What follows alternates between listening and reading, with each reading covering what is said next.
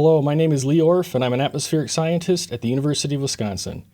In my research, I use powerful supercomputers to simulate the world's most violent thunderstorms. The United States is home to some of the most severe weather found on planet Earth. Powerful thunderstorms known as supercells tear across central and southeastern United States each spring, producing heavy rain, those hailstones, look at that, large hail, and powerful tornadoes.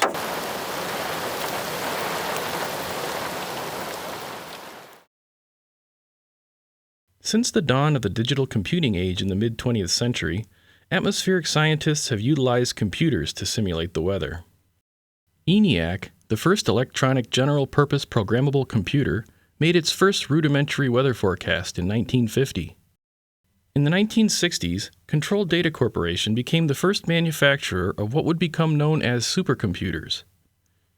Supercomputers perform significantly more calculations faster than regular computers, and the CDC 6600 and 7600, while considered primitive by today's standards, served as workhorses for many scientific studies in the 1960s and 70s.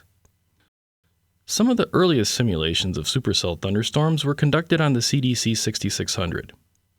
The CDC 7600, considered the world's fastest computer in the early 1970s, enabled for the first time fully three-dimensional representations of simulated supercell thunderstorms.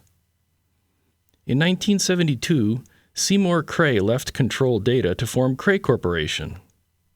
Computers such as the Cray XMP contained enough processing power and memory to simulate thunderstorms at unprecedented resolution, revealing more detailed structure in both space and time.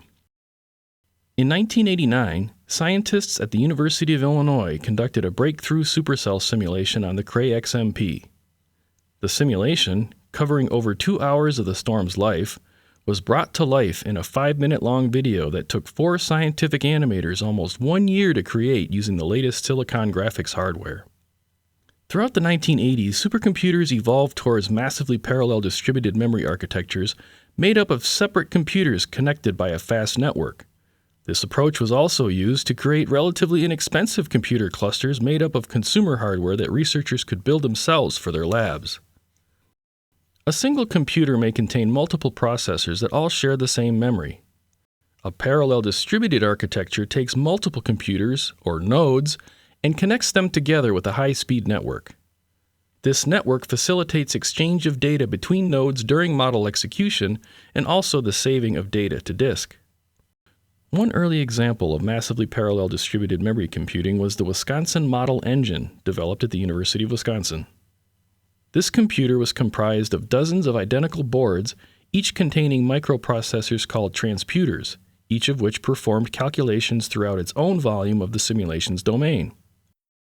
Research conducted on the Wisconsin Model Engine included simulations of thunderstorms and intense thunderstorm downdrafts known as downbursts. Downbursts present a significant hazard to aircraft in the takeoff or landing phases of flight, while also causing destructive straight-line winds. Throughout the 1990s and into the 21st century, supercomputers have continued to increase in capacity, containing more memory, more processors, and larger amounts of disk space.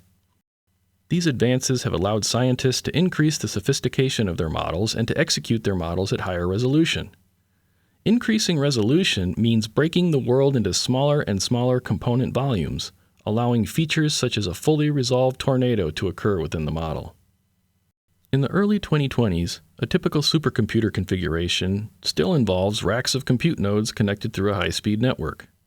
However, the sophistication of individual nodes has increased, with dozens to hundreds of compute cores on each node, and graphical processing units, or GPUs, making up a large percentage of available computational power.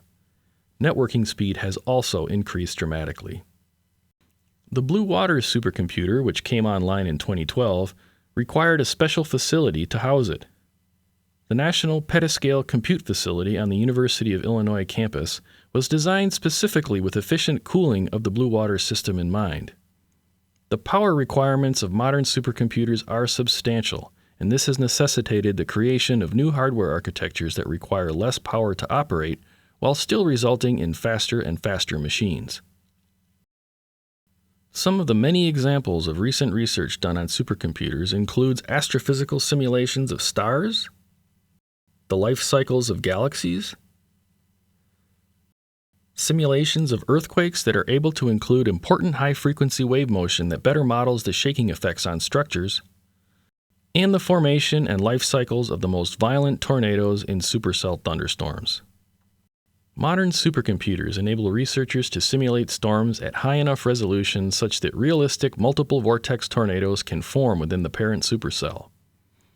By analyzing the large volumes of model output, scientists can identify the processes that result in such violent tornadoes in the model and use this information to guide field studies. The power of modern supercomputing technology is evident when model data is brought to life with advanced visualization techniques. Time-lapse video of simulated supercells can be compared to video of observed storms as a way to test the realism of the model. Side-by-side comparisons of the cloud field show strong similarities between simulated and observed clouds, such as towering cumulus in the heart of the storm, pouch-like mammatus clouds that form beneath the storm's anvil, and clouds near the ground, such as the tail cloud, which is associated with strong inflow into the storm's updraft. Horizontally rotating air that forms near the ground and is drawn into the supercell's updraft has been found in model simulations to help strengthen the storm and to help support strong, long-lived tornadoes. Field studies motivated by these high-resolution supercell simulations run on supercomputers have recently found similar features in the field, a strong testament to the usefulness of supercomputer simulations to increase our understanding of the physical world. As supercomputers continue to increase in power, geophysical models exploiting this power will create increasingly realistic simulations, resulting in new discoveries.